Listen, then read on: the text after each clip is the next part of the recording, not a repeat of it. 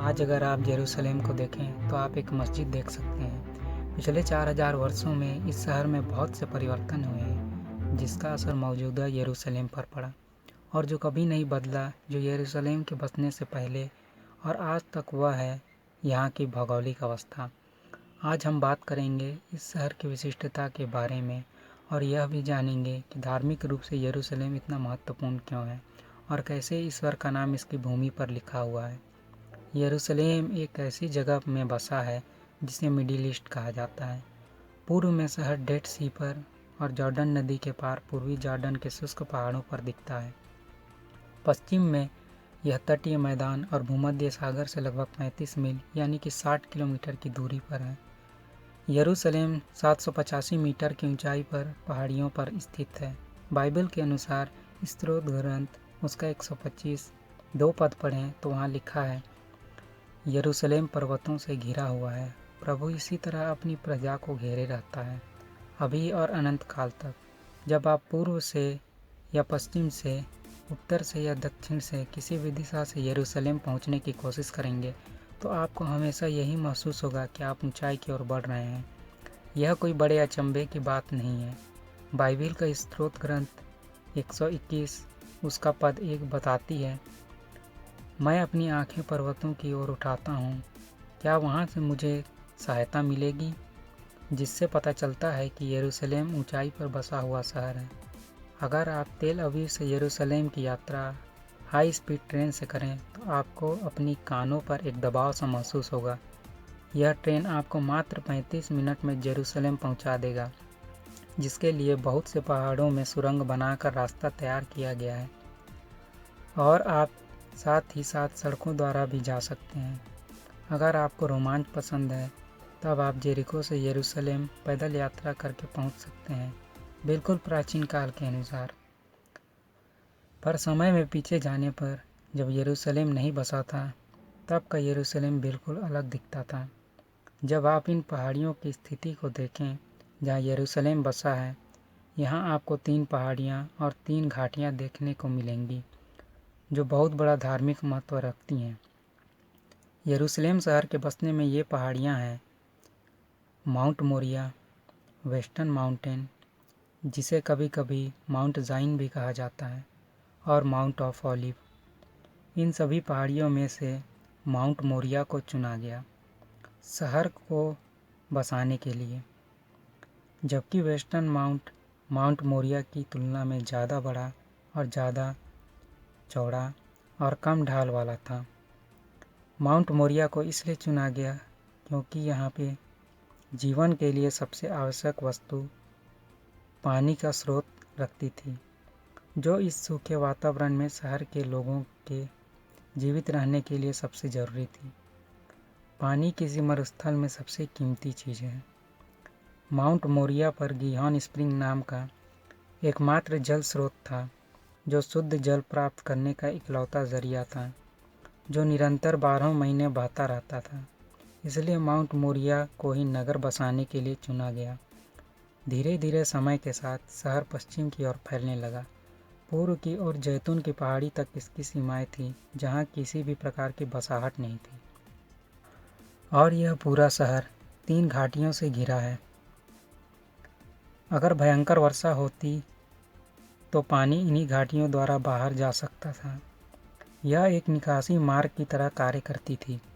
पूर्व की घाटी किद्रॉन घाटी, बीच की घाटी टेरिपॉन वैली जिसे कभी कभी सेंट्रल वैली भी कहा जाता है, और पश्चिम घाटी को हन्नोन घाटी कहा जाता है। जब हम बाइबल के वचनों को पढ़ते हैं तब यरूशलेम न केवल भौगोलिक दृष्टिकोण से बल्कि धार्मिक दृष्टिकोण से भी महत्वपूर्ण हो जाता है। वचनों में हम यरूशलेम के अद्वितीय स्थान होने के बारे में पढ़ सकते हैं। मिस्र से बाहर निकलने के बाद इसराइलियों को एक लंबा समय रेगिस्तान में बिताना पड़ा था। तब इसराइली वहाँ बसे भी नहीं थे जिसे प्रॉमिस लैंड कहा गया था। उस जगह के बारे में ईश्वर ने उन्हें बसने से पहले ही बता दिया था। विधि विवरण ग्रंथ अध्याय 12 उसका पद 5 बताती है, प्रभु तुम्हारा ईश्वर अपना नाम स्थापित करने और वहाँ निवास करने के लिए तुम्हारे सब वंशों में जिस स्थान को निश्चित करेगा, तुम उसका पता लगाकर केवल वहाँ जाओ। अब सवाल यहाँ यह उठता है कि यह जगह कहाँ थी। जब हम निर्गमन ग्रंथ उसका अध्याय 20 पद 24 से 25 पढ़ते हैं तो वहाँ ऐसा लिखा है, मेरे लिए मिट्टी की एक वेदी बनाओ, उस पर होम और शांति बलि, अपनी भेड़ बकरियां और बैल चढ़ाओ। ऐसे हर स्थान पर जिसे मैं अपनी पूजा के लिए निश्चित करूंगा, मैं तुम्हारे पास आकर तुम्हें आशीर्वाद दूंगा। अब सवाल पैदा होता है कि इन विधियों को पूरा करने के लिए प्रभु ने किस स्थान को चुना। हमेशा की तरह बाइबल द्वारा जवाब दिया गया है। जब हम स्त्रोत ग्रंथ 132 उसका पद 13 से 14 पढ़ते हैं तो वहाँ ऐसा लिखा है, क्योंकि प्रभु ने सियोन को चुना और अपने निवास के लिए चाहा। यह मेरा चिरस्थायी निवास है, मैं यहीं रहूँगा, क्योंकि मैंने सियोन को चुना। अब सवाल यहाँ यह उठता है कि सियोन कहाँ है? क्या यह वहाँ है जहाँ दाऊद ने इस्राएल की राजधानी स्थापित की थी?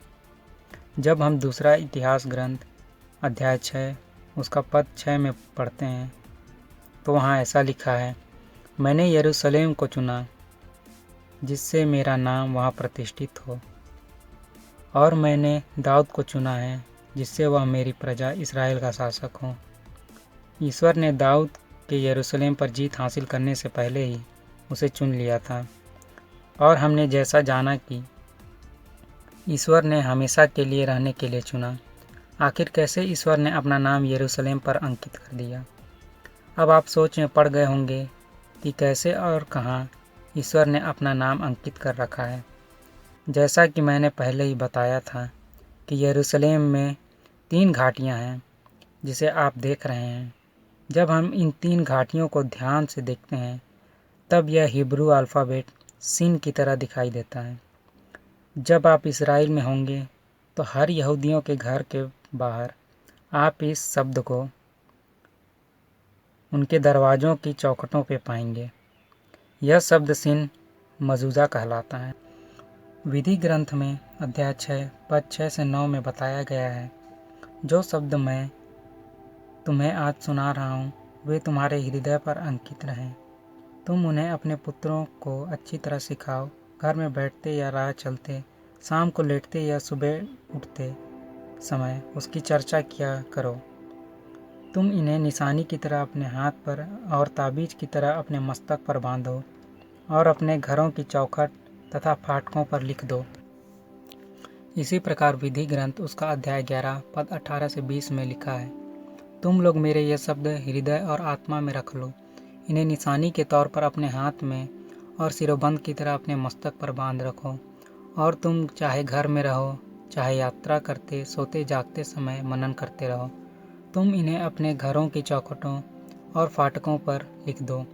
दोनों वचनों से साफ पता चलता है कि सबसे महत्वपूर्ण आदेश यह है कि प्रभु को अपने सारे हृदय से प्रेम करो, जो पहली आज्ञा भी है, जो 10 आज्ञाओं में से एक है। इसलिए सारे यहूदी अपने दरवाज़ों की चौखटों पे सिन शब्द अंकित करते हैं। इन ऑर्नामेंट में आखिर सिन शब्द ही सिर्फ क्यों लिखा जाता है?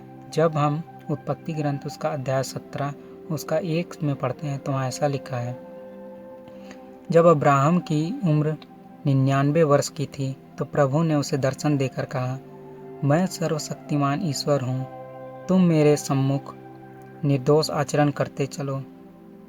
अंग्रेजी में सर्वशक्तिमान ईश्वर को अलमाइटी गॉड कहा जाता है और हिब्रू में एल सदाई।